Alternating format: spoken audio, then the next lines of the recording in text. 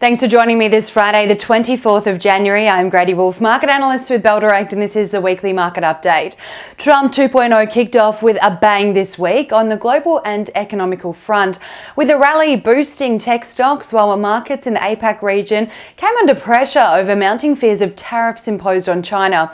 Let's dive into what announcements moved markets this week and key corporate results that had investors fighting for the buy button this week.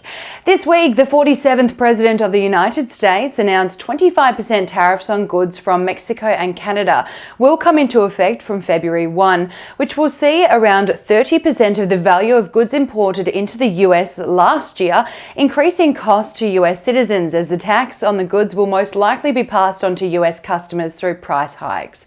Cars and car parts will be a key area that will be hit by these tariffs, as the US imported over 140 billion US dollars worth of motor vehicles and parts from Mexico last year.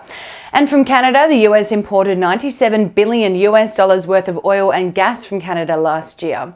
So while Trump's tariffs intend to increase the cost to providers in Mexico and Canada, the tariffs will most likely be passed on to US customers through increased pricing for the imported goods for US customers.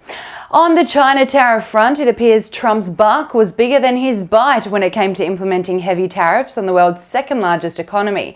Prior to his inauguration, Trump had warned of tariffs on China up to 60%. But since taking office, the new president has said a 10% tariff is TBC. Mr. Trump has now said that if China doesn't sell a 50% stake in TikTok to the US, through a joint venture, then the China tariffs will go ahead and TikTok will be banned in the US. This move comes just days after the president stopped the TikTok ban in the US after just 10 hours of the app being blocked. The tariff talks were the big talk of Trump's first few days back in office, but over the coming months, markets will closely watch how the president proposes to increase mining, restrict immigration and tax cuts, among other policies, and how they unfold in the US. So how have we seen investors react to Trump's inauguration locally this week? Well, the financials and gold stocks were popular this week as investors sought safe haven assets to bolster their portfolios in a time where uncertainty is riding high. The tech sector locally jumped this week as investors took confidence in the high growth sector's earnings potential after Netflix posted its biggest quarterly subscription gain in Q4, signaling consumer demand remains strong. Elsewhere in the markets this week, we had the release of some key trading updates from Aussie listed companies that impressed investors, despite the tough operating conditions of a sticky inflation and elevated interest rate environment. Bubs Australia soared 22.5% on Wednesday after the infant formula producer reported a sharp turnaround in first half earnings, with the company achieving EBITDA of $2.9 million following a $6.8 million loss in the prior corresponding period. Liontown Resources led the ASX 200 gains on Tuesday, with a rise of almost 12% after the lithium miner released a second quarter update, including a 215% rise in spodumene concentrate quarter on quarter, a 651% increase in spodumene concentrate shipments, and a 674% rise in total revenue to $89.8 million. And net wealth shares rallied over 2% after the investment platform released a quarterly update, revealing record quarterly funds under administration net inflows of $4.5 billion, representing an increase of almost 70% on the prior corresponding period, and is the second consecutive quarter of record quarterly inflows. Locally, from Monday to Thursday, the ASX 200 posted a gain of 0.82%, led by strength for tech, financials and industrial stocks. The local market also took strong lead from Wall Street's Trump rally that saw the S&P 500 hit a fresh record this week.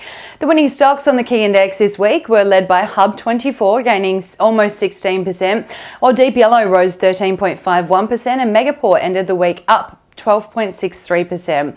And on the losing end, and Star Entertainment's woes worsened as the embattled casino operator tumbled 17.86% this week. Aluka Resources fell 14.42%, and Sigma Healthcare ended the week down 6.71%. And on the broader market, the All Ords rose 0.84% as Praemium rocketed 21.43%, and DUG Technologies rose 19.77%, while Close the Loop tumbled 16.67% this week, and Carnarvon Energy ended the week down 16.13%.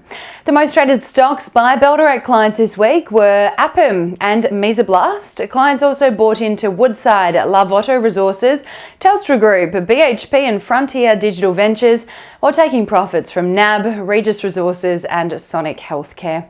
And the most traded ETFs this week by our clients were led by BetaShares Nasdaq 100 ETF, iShares S&P 500 AUD ETF and BetaShares Global Sustainability Leaders ETF.